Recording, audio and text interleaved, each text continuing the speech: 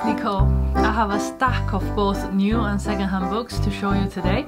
I got them from various trips to bookshops, a Christian conference and a Sunday market.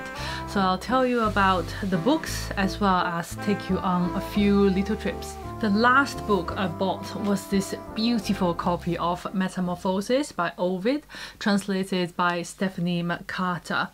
I briefly mentioned this at the end of my July wrap-up. I tend to mention small, random, exciting things at the end of the videos. It's a very new translation. This is published a few months ago in April 2023.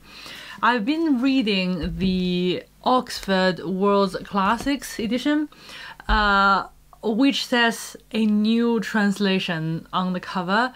This was translated in 1986. I don't think that counts as a new translation.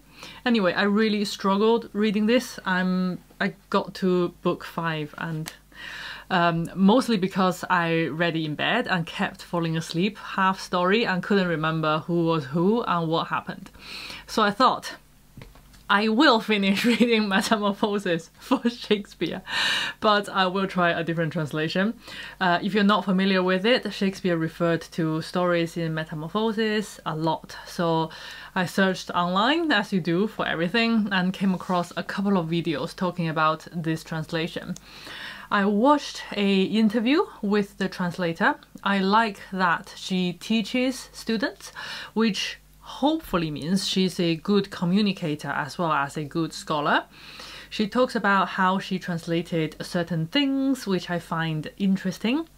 I like the fact that she wants her translation to speak to readers outside academia, and I like her view on modern retelling of Ovid.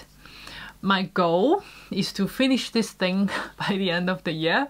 We'll report back on how it goes. While I was checking this one out in Waterstones, this one jumped out at me. I love the cover design of this series. I love this orange. I love this green, the green one by Edward Thomas, and this brown one by T.S. Eliot, and I really want the purple one by Emily Dickinson. This is the Tales from Ovid by Ted Hughes. I'm not 100% sure if these are Ted Hughes' translations of certain stories or if these are his retelling. Wikipedia and Goodreads say different things, so I guess I will find out. One of the tips the translator of this new version gave in the interview was to explore certain stories in Metamorphoses. Pick one you like and check out paintings and sculptures and read retellings throughout the ages. I'm going to explore it by comparing different translations. Now I conveniently have 3 versions of a lot of the stories. A change of category from classical mythology to 21st century YA sci-fi and fantasy. I went to a Christian conference recently and discovered a new publisher imprint called Reformation Lightning, which is now part of 10 of those. Reformation Lightning aims to create fiction for young people from a biblical worldview. I've been trying out Christian fiction for young people. I read the first of the Wing Feather saga called On the Edge of the Dark Sea of Darkness. This is the second in the series. I gave the Dark Sea to my niece and nephew. I also read the Dream Keeper saga called The Dragon and the Storm.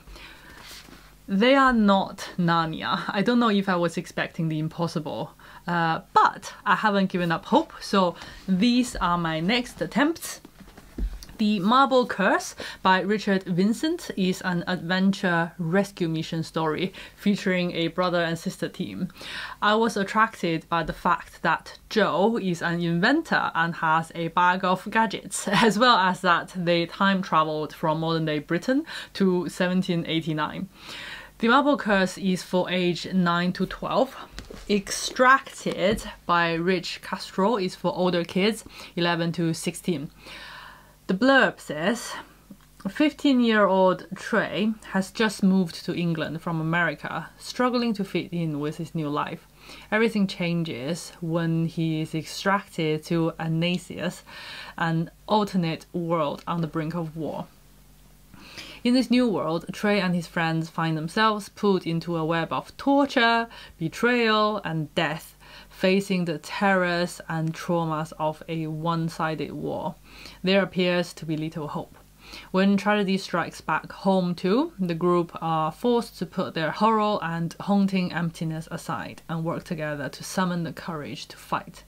Can life be drawn from the crucible of death? This sounds quite intense.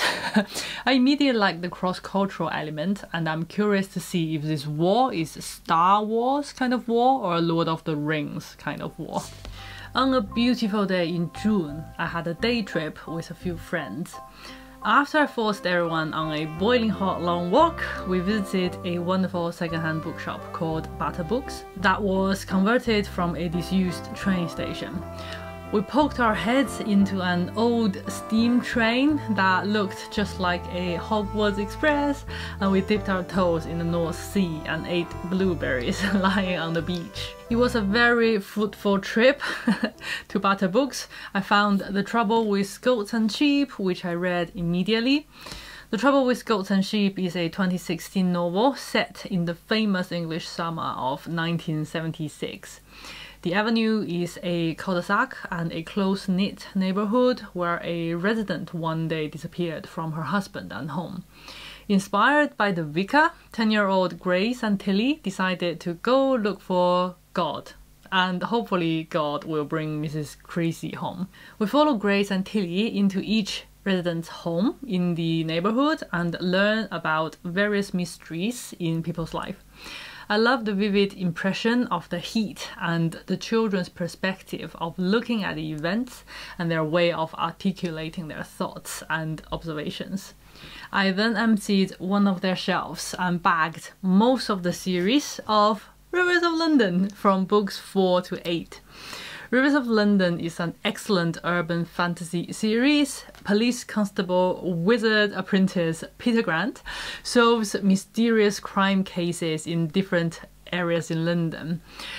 In addition to an impressive representation of the cityscape and London Metropolitan Police, each book has a focus. For example, Book 2, Moon Over Soho, is about jazz in Soho. Book 3, Whispers Underground, starts with the tube and sewage system. I think you'll be particularly satisfying if you live in London. Maybe I can create Rivers of London guidebooks with maps and photos of landmarks. That'll be a fun and geeky project.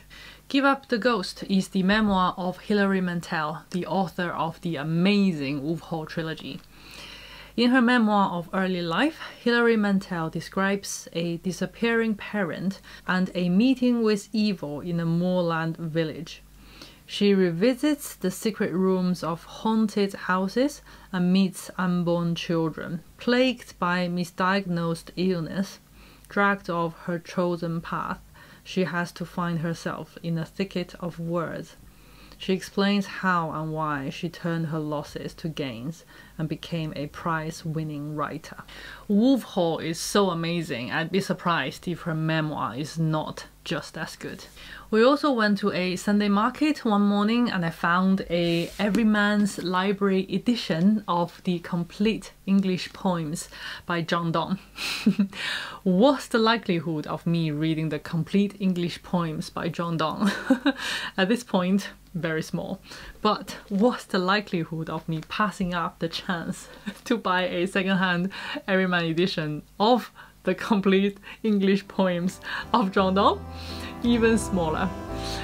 Here's a statue of the man, not far from St. Paul Cathedral in London, where he preached later on in his life. Have you bought any new books recently? What are you looking forward to reading next? That's all for today. Thank you for watching. I'll see you in my next one.